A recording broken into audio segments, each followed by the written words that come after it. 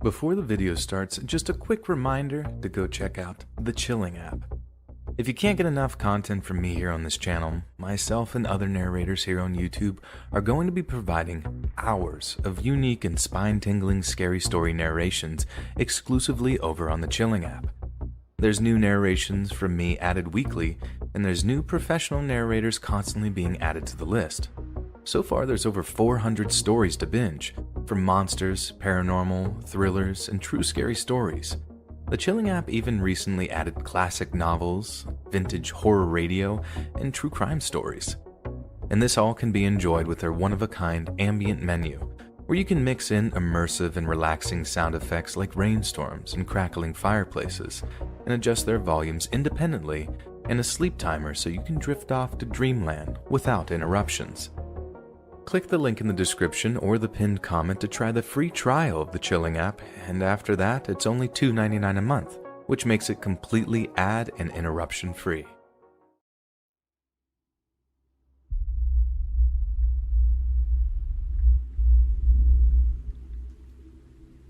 This happened to me in the summer of 2015.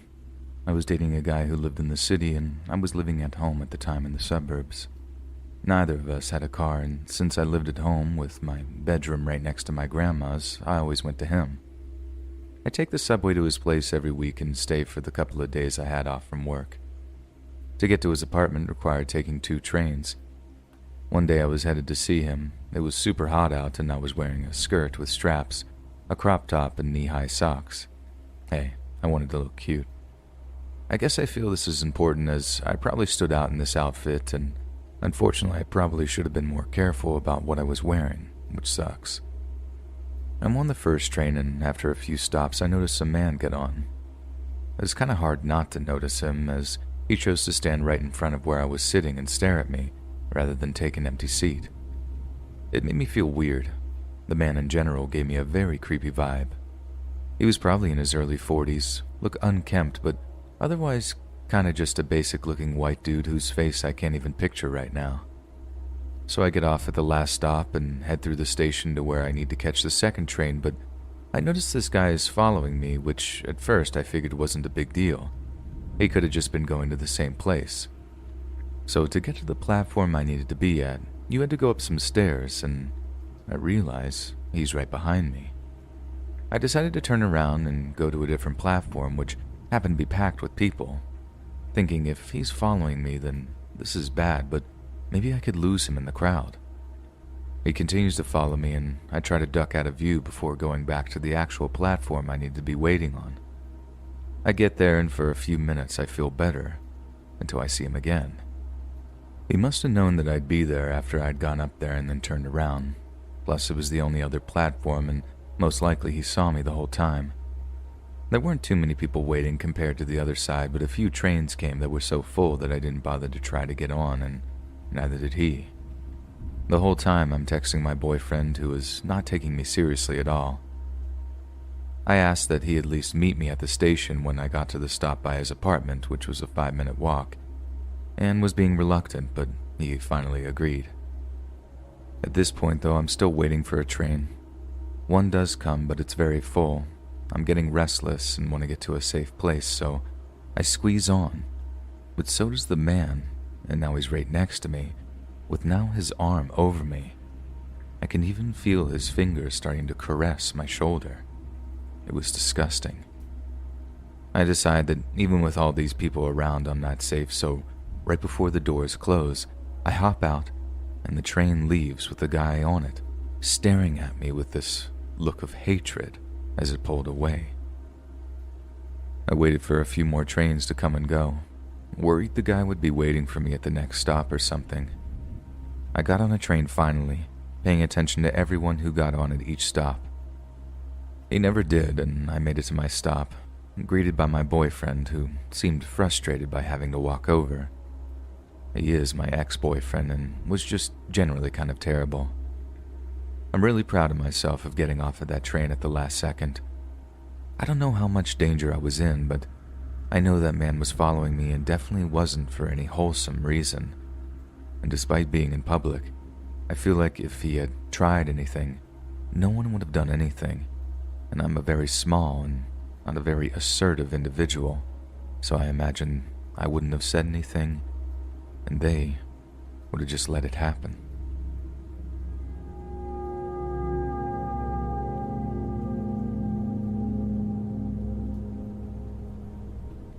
I seem to be a magnet for creeps and weirdos, and since I got such a positive response in my last experience, I figured I would share a few more with you all.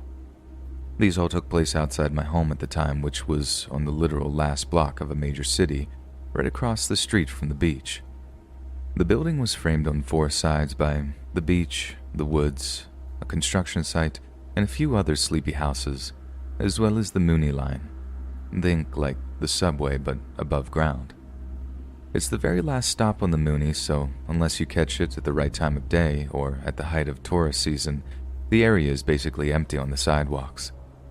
The house itself has an initial patio door, which doesn't always fully close if you don't slam it, and then an entry area with a staircase and leading up to a second locked door that leads to the apartment.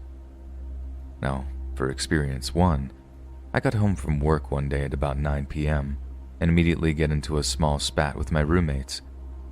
After about 30 minutes, I decided to leave the house to cool off. I had planned on sitting on the porch outside, but as I looked across the street at the ocean, I decided it would be more peaceful there.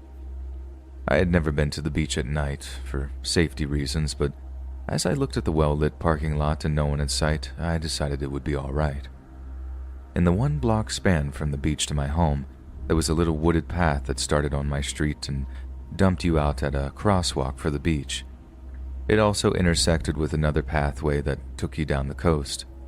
I sat for a bit. Everything was fine, and after a while I started the less than 1-minute walk back on the little path. All of a sudden, I look up and see a man walking briskly on the intersecting path, looking right at me.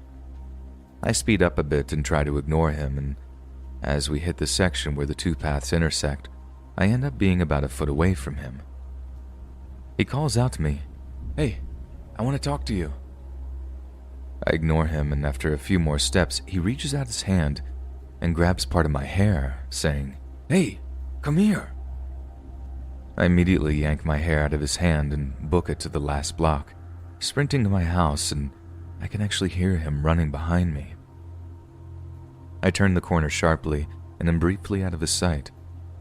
Luckily, the initial entryway to the patio had been left open by accident, and I run in through the door and slam it shut. I hear his footsteps stop outside, followed by silence.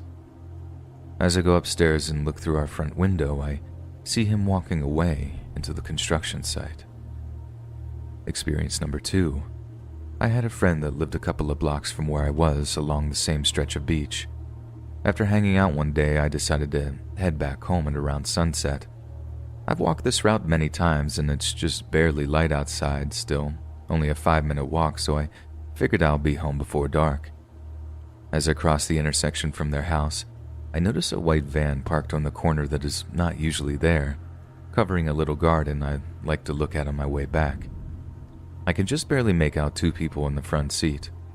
I think it odd, okay, whatever, and I pull out my pepper spray just in case. I cross the street, passing the van, and now have my back to it. As soon as my foot hits the pavement on the other side of the street, I hear the van start up. I turn my head just slightly and see them illegally turning onto the street where I'm now walking. They creep the van beside me slowly, just behind me but within my peripheral vision. I decide to stop and let them pass. I pause and pretend to be looking at my phone and see them stop driving immediately. This was an immediate nope for me, and I broke into a run, with the van in pursuit. I went to a small, vintage motel about 1 building away that I know has an open entrance courtyard, and so as I approach it, I turn quickly into the yard and run up to an archway entry for a unit. I stop at the first few steps, catching my breath, and I open my phone's front camera to use as a sort of mirror to see what the van is doing. They had backed up to the entry of the motel and sat there for a few minutes.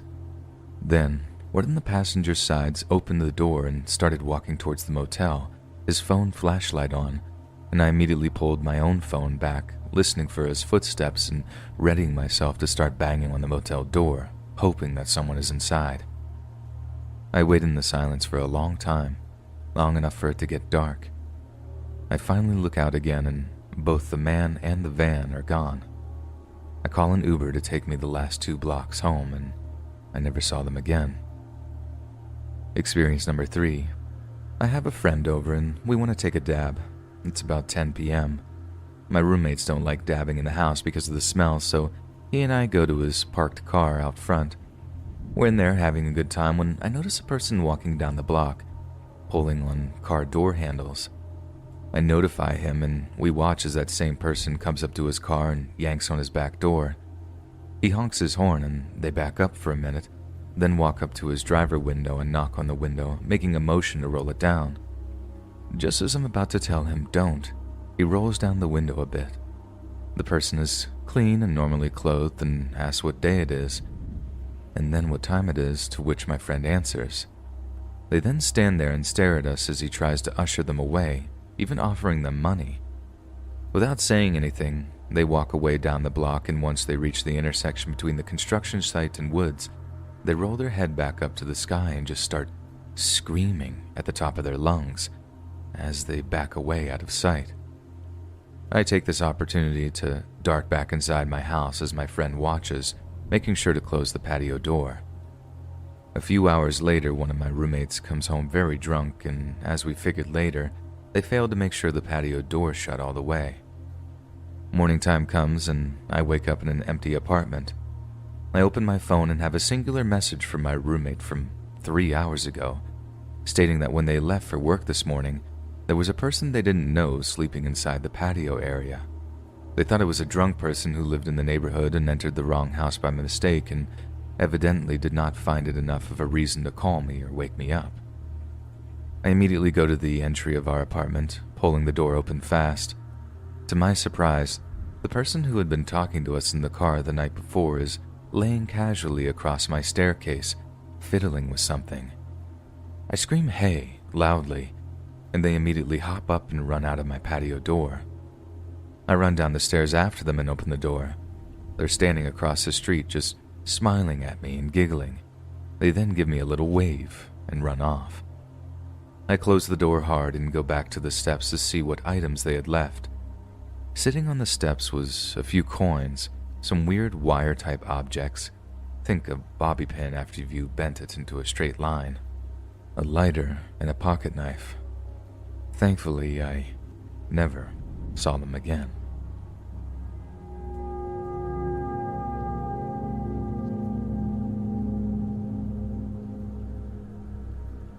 It all started on a normal weekend evening.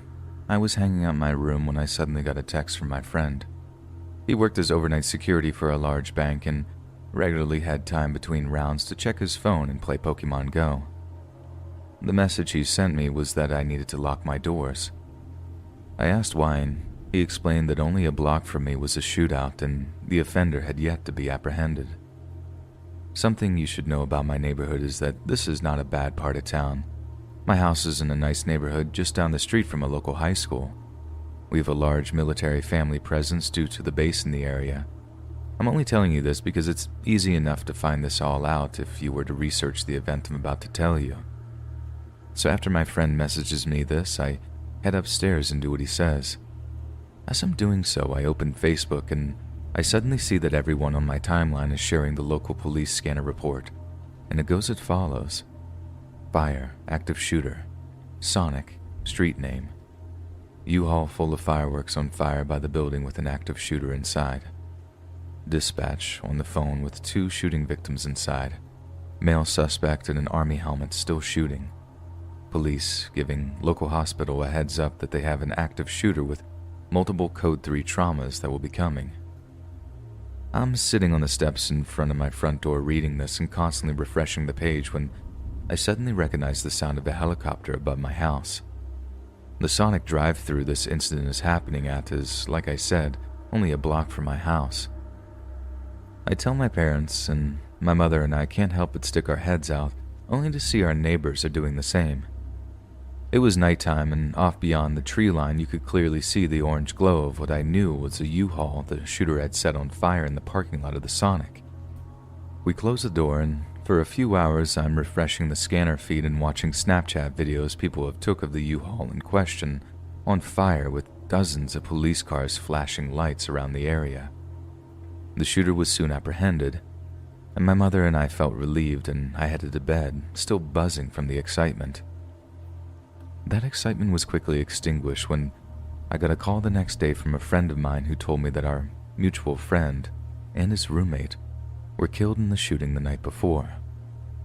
I was stunned into silence. It wasn't until I got the invitation to his memorial that everything crashed into me at once. And here's the story behind that awful night. A few days beforehand, a Sonic employee reported a man trying to buy $44 of food with a stolen credit card. The man was arrested and spent a few days in the local jail. The day he got out, he rented the U-Haul, filled it with fireworks, grabbed his military-grade weaponry, and drove back to that Sonic. He set the U-Haul on fire in order to cause a distraction and walked into the building in the Sonic where my friend and two of his coworkers were and opened fire with a semi-automatic. In an interview with the only survivor, he said, "I watched as my friend died next to me. There was blood and I just watched." At his memorial, I listened and watched as so many family and friends spoke about him. I knew I wanted to say something. I was shaking and crying as I stumbled to the front of the room in front of the microphone. His mother and stepfather were sitting in front of me as I began by describing that night, then went into detail about how I first met him, how he looked so strange at this Midwestern high school with long flipped hair, band t-shirts, and dark skinny jeans. How he said I looked beautiful in my homecoming dress the night he took me as his date. It was the first time in my life I've ever been so affected by something. My already bad drug addiction completely spiraled even deeper. My friend didn't deserve to die. He was originally from Texas, and when his family moved back to Texas, he chose to stay here to explore his independence. He loved his family, but especially his older brother, who he looked up to. His brother always affectionately called him Nano and would always call and text him to make sure my friend was doing okay. My friend also had an amazing natural talent for music. His guitar was his safe place, and he only ever shared his playing with his friends and family. His biggest influence was Jimi Hendrix, who he admired and would talk for hours about how amazing his stage presence was and how his hands were so big he could wrap it twice around the neck of his guitar. But my friend never really got a chance to pursue music, despite each and every person who ever heard him sing and play him tell him he was extraordinary. Not only that, he was so kind, and he was also so unhappy. It was a few days before Thanksgiving when he died. I learned that his family was already going to be driving up here to pick him up and take him home to Texas with them. He was scheduled to finally get his license that Monday after spending years after high school not being able to practice or have the time. His family did make it up here to take him home, but in a casket. This all happened only a year ago. The Sonic has been reopened and a memorial has been erected in the sitting area. But just across the street, next to a parking lot, is a small memorial made by friends and family of not only him, but the other boy that died that night. His picture is framed by Mexican prayer candles, fake flowers, and during the holidays, the tree is hung with stockings with his name on it. I drive by it every time I go to work, and it's just another reminder that he's gone. All over $44 of food.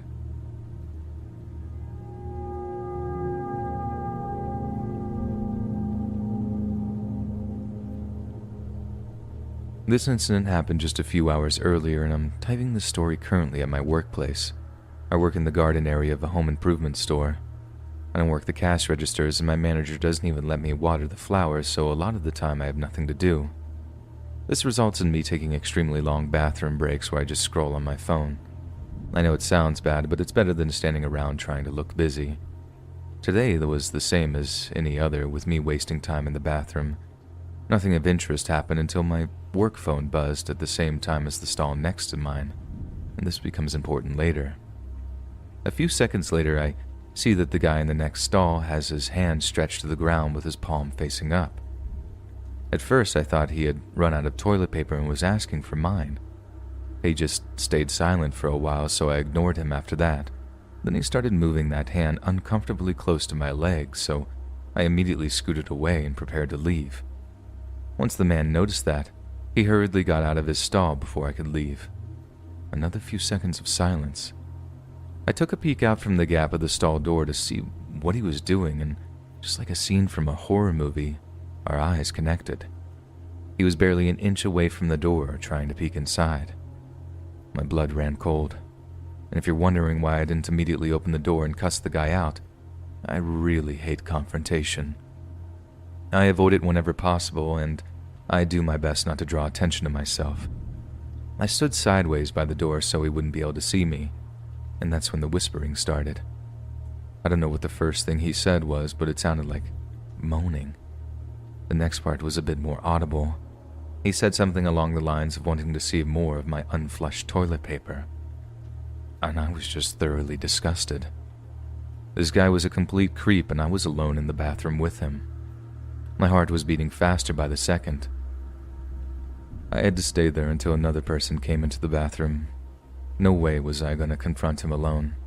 And probably a minute later, someone finally arrives, and I take this as my chance to wash my hands and get out of there. Thankfully, the presence of the other person made the old man quit his creepy behavior. As I was about to leave, he blocked my path for a quick second before stepping aside. The weird thing was, I don't even think he works at the store because he wasn't wearing any vest.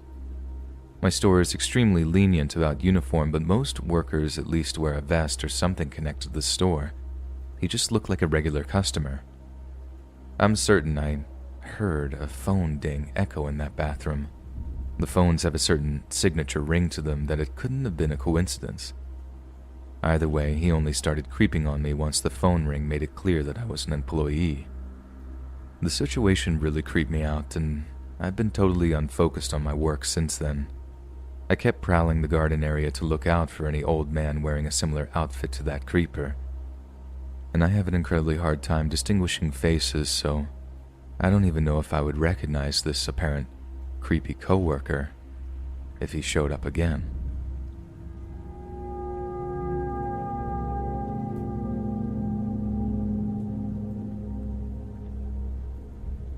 I was living in Berlin, Germany, and my boyfriend at the time lived about a 5-hour drive away.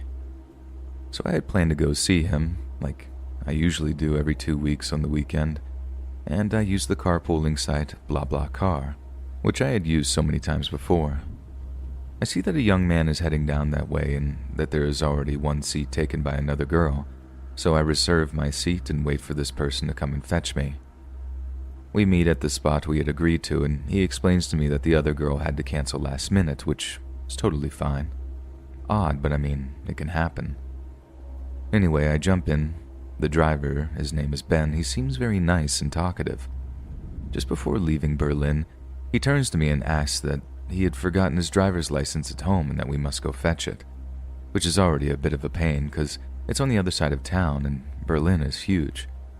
And let's be honest, you know you are going away for the whole weekend and that you have a really big journey and somehow you forget your license. Weird. But moving on, we get to his and he parks up and turns to me and says, "Would you like to come with me and visit my place?" Immediately, I say no thank you. And off we go. He's talking away and all of a sudden he starts touching my thigh and explains that he's a personal trainer and masseuse, and I just respond with something like, "Cool for you." I made it quite clear that I was heading to my boyfriend's and I was not comfortable. He continues touching my hands, my thighs, and my neck, and to the point that I actually considered, do I jump out? I mean, I'm on the motorway, already about 2 hours away from Berlin, and it's traffic, jam-packed, so 5 hours ended up being 7 hours. My plan was to pretend to be asleep. I thought that way, I don't have to interact with him and he might leave me alone. The thing is, I really did fall asleep, and when I woke up, I realized I was in the middle of nowhere, like on tiny roads in the middle of the forest, and the guy turns to me and says, "You know, if I wanted to, I could kidnap you and take you anywhere I wanted in those woods." I put up a tough exterior and said, "You don't scare me. and I've planned for all situations. Just know that. He took notice, and my boyfriend gave me a call at that exact moment, and I explained what was going on and kept him posted. So as we drove out of these woods, he decides that, no, it's time to eat, so we lose another 45 minutes while he does his own thing getting food. I basically tell him that I'm fed up and want no more stops, and he tells me that he's tired and that in order to do so and to keep him awake, I must massage him. I felt totally stuck, so just to briefly entertain him, I touched his neck as to say, okay, now move. He did so, and we arrived finally. My boyfriend was not there waiting for me because I didn't want him to fight. I got out as quick as I could. I felt disgusted with myself, but I reported him to the carpooling site, and as far as I know, he was banned.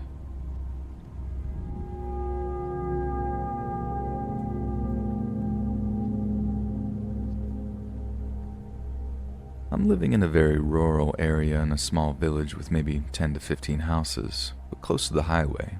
You can drive there within maybe 5 minutes, and also about 10 minutes away from the town. If you cross the street, it just takes you about a 10-minute walk to reach the forest. Now, it was Christmas Day. In the afternoon, my partner and I decided to go for a little digestive walk as we were really stuffed from all the food. It was about 5 p.m. and already dark when we left, and we had a big and bright LED flashlight with us. I also took my camera and my flash as I love taking pictures of nature at night. We decided to walk on a little country road towards the forest and then turn right, following a small graveled cycled track close to the forest border, which connects our village and the next, maybe 15 to 20 minute walk between villages. In the middle part of the track, you have to walk through a small bit of forest. It's rather dark and the trees are very high and quite dense. When we entered, I saw our flashlight reflecting on something and recognized a car being parked there on the side of the track close to the trees. This struck me as odd, as cars are not allowed to drive there and the path is very narrow and hidden, so I was a bit cautious. My partner pointed to the light inside of the car and it seemed to be empty. I also noticed the windows were frozen, so it must have been parked there for a while. A bit in front of the car, I spotted a tree with an intriguing structure, and I asked my partner to point the flashlight up towards it so I could focus better and photograph it with my flash.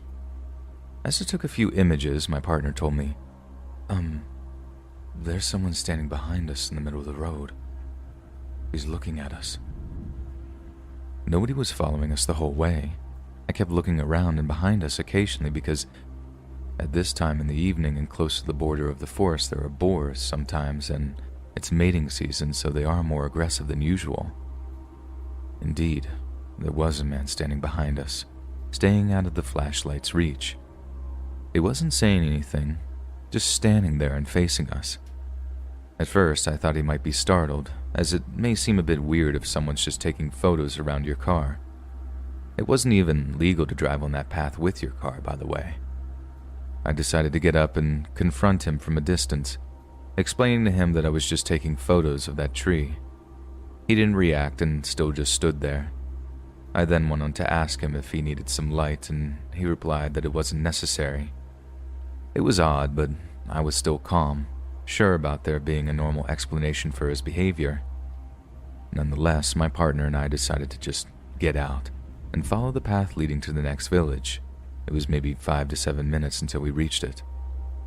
I remembered the letters on his license plate, not the numbers though, unfortunately, and Googled it, and it turned out that he was from a city about 6 hours from our village.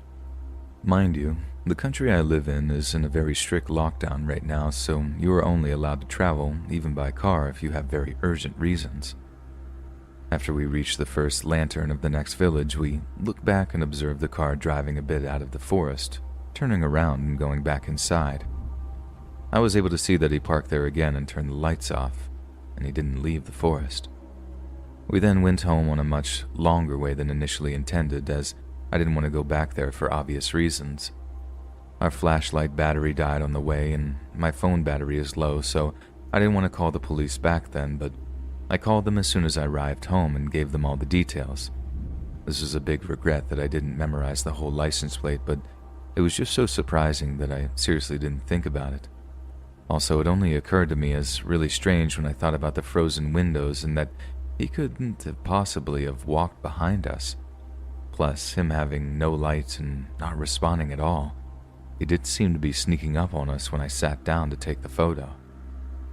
I think I was very lucky to have my partner, the camera, and the bright light with me.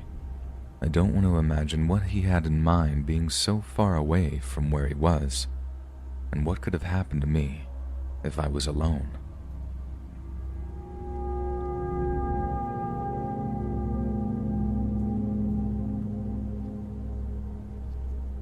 So to start off, I'm 16 and haven't had a job yet. I really want to work. I need to get out of the house. I got an interview at Popeyes in my city. I get there at around 5 minutes before my interview, and I have really bad social anxiety and struggle to speak in certain situations. By the time it was my turn to be interviewed, my nails had been gnawed off. I was very shaky and I could hear it in my voice. I had been listening to what the previous girl had said. I like examples of what to say and do, and so I thought I was ready. No masks were worn, mid-COVID, and this man did not put on his mask. Red flag number 1 in my mind. He was also looking towards places where I was trying to maintain eye contact. I had one of the mom cardigans on, so I crossed it over my chest. When I did get his attention, it finally fell back on my face where it should be, especially since I'm a minor, and he did know that. He bit his lip a lot and would sigh weirdly, like it was a moan. Obviously uncomfortable, I tried to take his attention from me onto some random questions. I started to ask about the restaurant and things like that. He answered very dismissively. In the end, I got the job. I was told an email was going to be sent to me within the next day or two with my login info so I could get started on training. This was an important detail. I gave it 2 days and I received nothing. I call and they tell me to call back in the next day at 3 because he's out of town. I go to high school full time and I don't get out until almost 4, but by the time I called, he had gone. I called multiple more times to no avail. I called that Saturday and he finally answers. He starts telling me how I was supposed to stay after the meeting and get my login info from the assistant manager. And that's when I'd had enough. I'm already very short-tempered and I had given this man every ounce that I had. Listen, man, I applied here and you said I was hired. You also said I would receive an email with my info. I was not given that or any other way to contact you urgently, not to mention how unprofessional it is to lie to a now employee. You are an unprofessional man and a creep. I suggest you start focusing more on... Excuse me, ma'am, but No, you listen to me. Focus on hiring people and not the chests of obviously underage applicants. I told him to take my file out of the system and to screw off. I hung up before he could say another word. Multiple emails were sent afterward, belittling me in some extremely unprofessional behavior. I blocked the sender's email and still continued to receive more. Multiple calls were made to my own mother by this man, and we reported him, and we had heard back that he had since been fired. So a note to all hiring managers: when you make a mistake, own up to it. Don't lie to new employees. We're not stupid.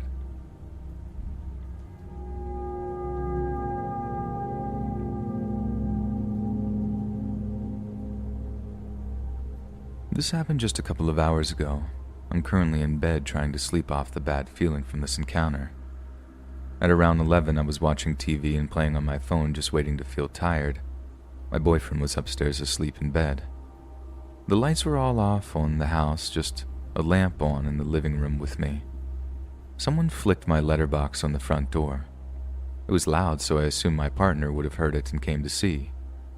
We live in a pretty unsafe area in a poor city in England.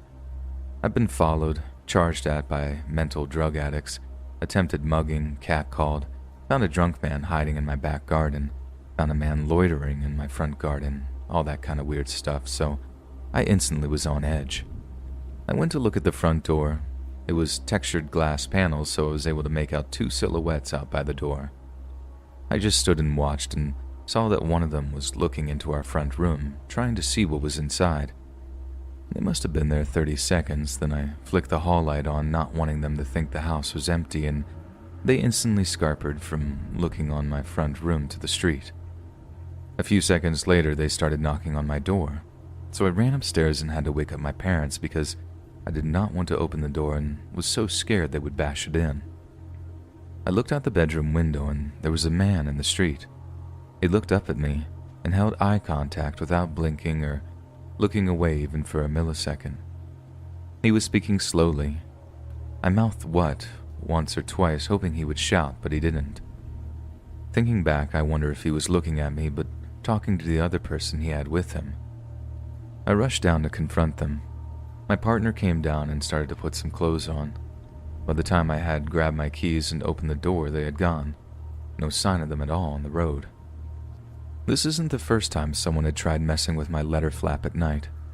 Last time I answered with my partner and they had some nonsensical reason which seemed made up on the spot. So now I'm thinking they're testing houses to see which ones are empty for robbing. But whatever the reason, the way that man looked at me was incredibly unsettling, and I really hope he doesn't come back.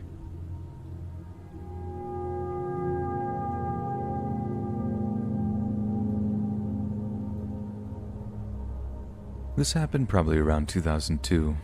I moved to Belfast from London. I would have been like maybe 11. I'm 30 now.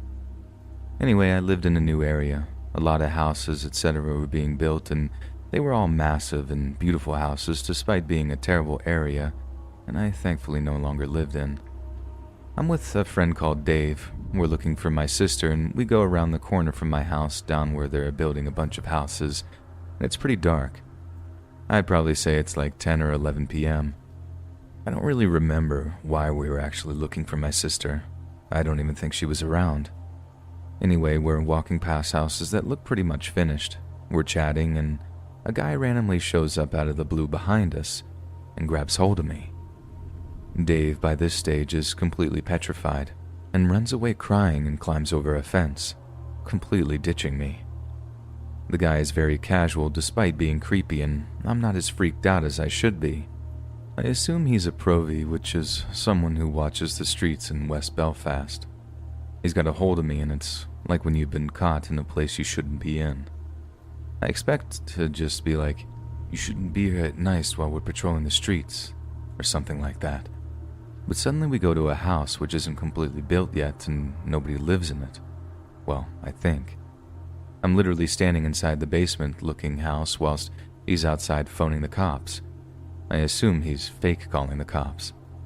The conversation just sounded fake, and he sounds like he's just trying to scare me, and he is.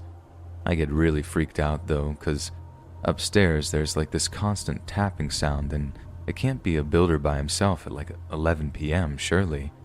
It sounded like someone locked in something trying to get out, and that terrified me.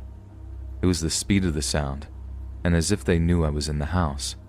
It sounded like they were trapped upstairs or something. Suddenly he's off the phone and he's like, "Okay, the cops are coming to your house soon. Now get out of here." I'm thinking, no, not really. I didn't give you my address. But at the same time I was freaking out because maybe this guy knows the streets and maybe he knows where I live. So that entire night I was just looking at my window hoping no cops would come. They didn't in the end, and he obviously did all of that just to scare me, but why? This situation for me is scary because a guy randomly grabbing a hold of you in the street in pitch black darkness is freaky regardless of whether or not it's a building site, and I probably shouldn't have been there. He could have put me in a room and locked the door, had someone torture me or something. I've always wondered, like, why was he there? What was he doing? Afterwards, I was scared to go out at night in the area unless I had someone with me. Truth be told, there were a lot of issues in the area, and I'm guessing that guy and a bunch of other guys were acting like undercover cops since the cops weren't usually comfortable coming up to where I lived since they'd usually get bricked.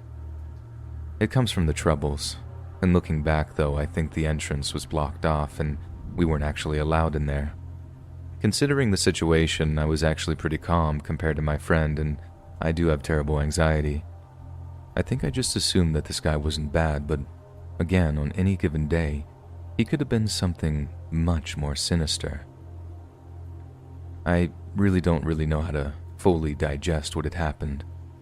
Obviously nowhere near as freaky as some of the stories here, but the sound upstairs, I just can't shake the fact that it sounded like someone was trapped up there, begging to be let out.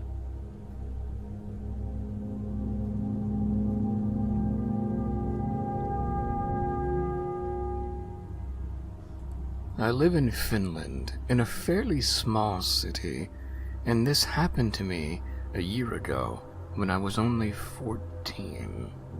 So it was Friday evening, and every Friday our mom lets us go to the store and buy candy. So me and my 12-year-old sister left our house to go to the store, and it was already dark outside. We made our way to the closest store, which was over a mile away. While walking at some point, there's a man behind us walking the same way.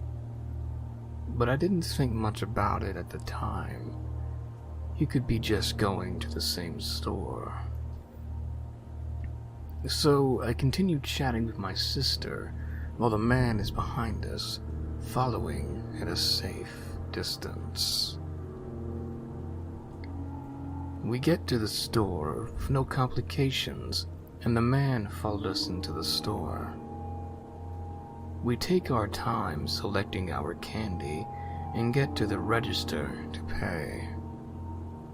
While I was packing the candy into my backpack, I saw this man buying only a chocolate bar.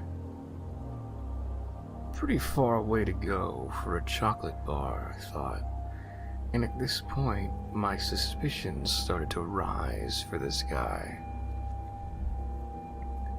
I get out of the store with my sister, and we start making our way back.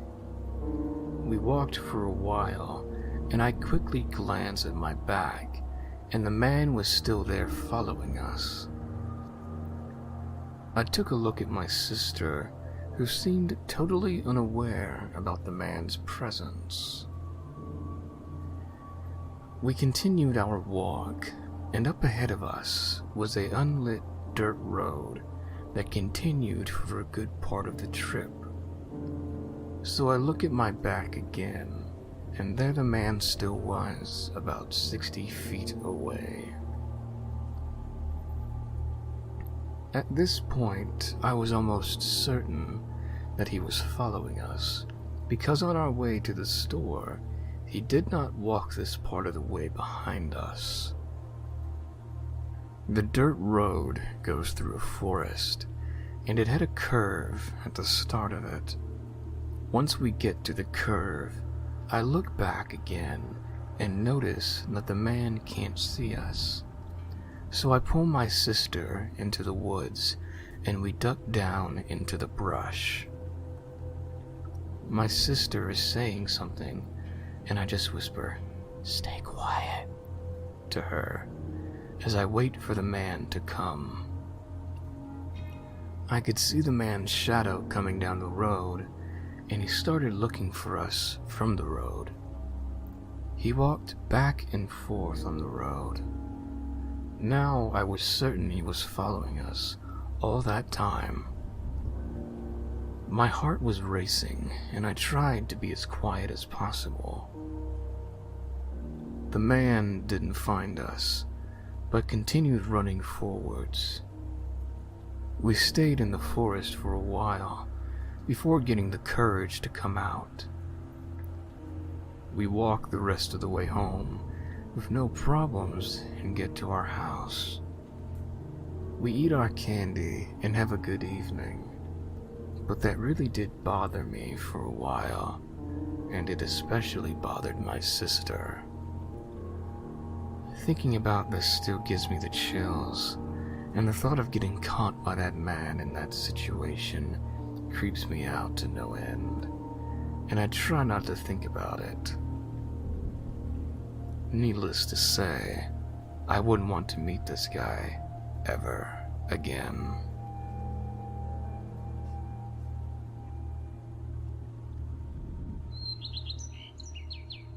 Hey friends, thanks for listening. Click click that notification bell to be alerted of all future narrations. I release every Monday, Wednesday, and Friday at 7 p.m. Eastern Standard Time. If you got a story, be sure to submit them to my subreddit, r/Let'sReadOfficial, and maybe even hear your story featured on the next video.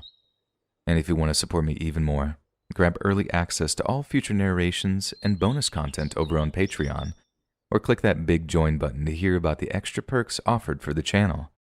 And check out the Let's Read podcast, where you can hear all of these stories in huge compilations and save on data, located anywhere you listen to podcasts. All links in the description below. Thanks so much, friends, and I'll see you again soon.